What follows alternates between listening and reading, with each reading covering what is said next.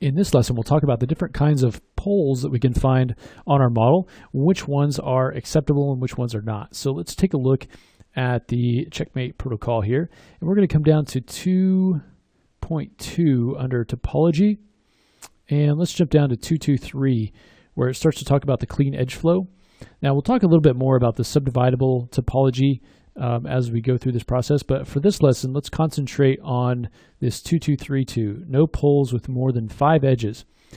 So a pole is basically, think of where the different edges intersect at points, right? So let's go ahead and actually just take a look at this in 3ds Max. So if we take a look at this head, and I'm just going to select this, you can see that, in many of these places, you think about having a nice clean grid, the lines intersect, and at each point, there's 1, 2, 3, 4 edges meeting at that point. Okay, so that's not a pole. What we're talking about with a pole could be anything from 3 or 5 and above as far as the number of edges that come in. Now, the 3 poles we're not really going to worry about too much. We're really going to be concerned about the 5 and then 6 plus poles. Okay, you can also, maybe you've heard people talk about the vertex valence. That's talking about the same kind of thing. How many edges are actually converging at a single point? And this really becomes an issue when you start to subdivide your model.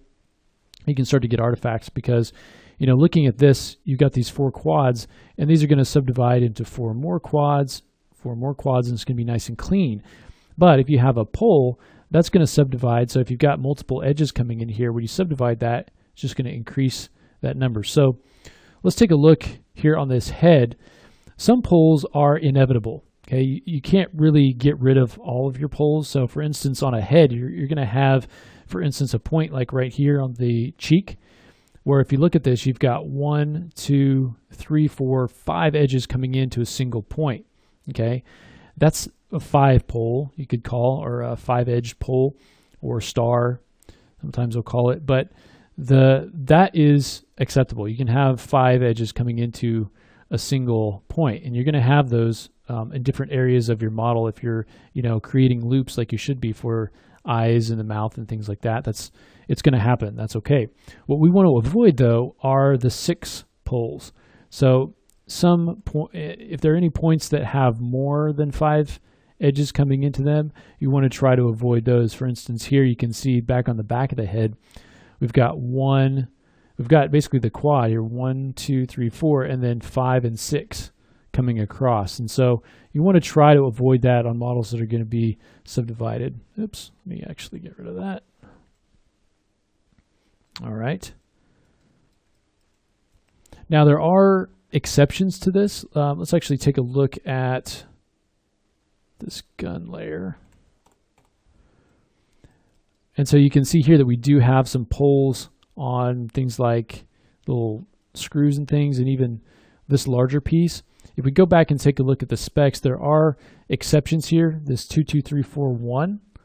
So it gives you an exception for really small objects like screws and bolts and things like that are really, really small. Don't necessarily have to comply with that. But you can see we've got this big one here, and you can see that we have a pole here. This is common for, the tops of cylinder shapes. Okay, so one of the things that we can do with this is to get rid of these edges and kind of create our own tessellation for this. So right now it's kind of a triangle fan, sometimes it's called, but it's also called a pole. And you can see here it's actually a bunch of edges, not just 6. So, we've got a bunch of edges converging at this single point. Now, it's not as much of an issue here because it's a flat surface. If this were on a curved surface, you'd have some real issues.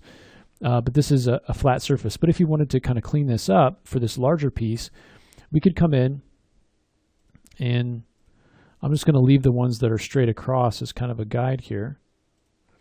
We can come in and get rid of those. Now what we've created is 2 big n-gons right here.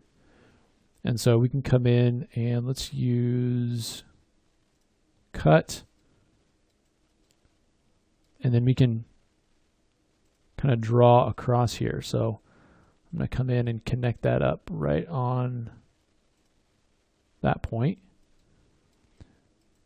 Okay, and then we've got a quad here and a quad here. And depending on the resolution of your cylinder, you can kind of draw those out in different ways. Sometimes, for instance, like here, and this will work well if you've got 8 divisions around your cylinder, which I think is good if you're going to be smoothing it. It gives you a nice round shape. But it also enables you, you can see here, to eliminate just every other edge. So imagine this is a pole, and you've got an edge coming down and meeting from all these corners. All you'd have to do is kind of ignore these vertical and horizontal lines and just delete the angular ones, and that gives you 4 quads on the face of it and eliminates that pole. Okay, but as I said, smaller bolts and things are not going to be as much of an issue. Just watch out for any larger shapes that you have, and especially when you're doing things like characters that are going to be subdivided and smooth, or organic things that are along a kind of a smooth surface, or a surface that's going to be deforming and moving. You want to just be aware of those poles and make sure that you don't have those in any of those areas. And just remember, we're talking about 6+ poles and not 5 poles. So if you have built a face and you've got these poles, don't try to get rid of those, because there's no way that you can really get rid of those if you've got this geometry flowing in different directions as we have in something like this, even though this is kind of more of a real-time application. Okay, so again, poles, stars, sometimes you'll hear them called. Vertex valence is also related to that, to the number of edges coming into a single point, and we want to try to eliminate all of the 6+ poles if we want to have our model be checkmate compliant. All right, so let's go ahead in the next lesson and talk a little bit about light leaks or gaps in our geometry.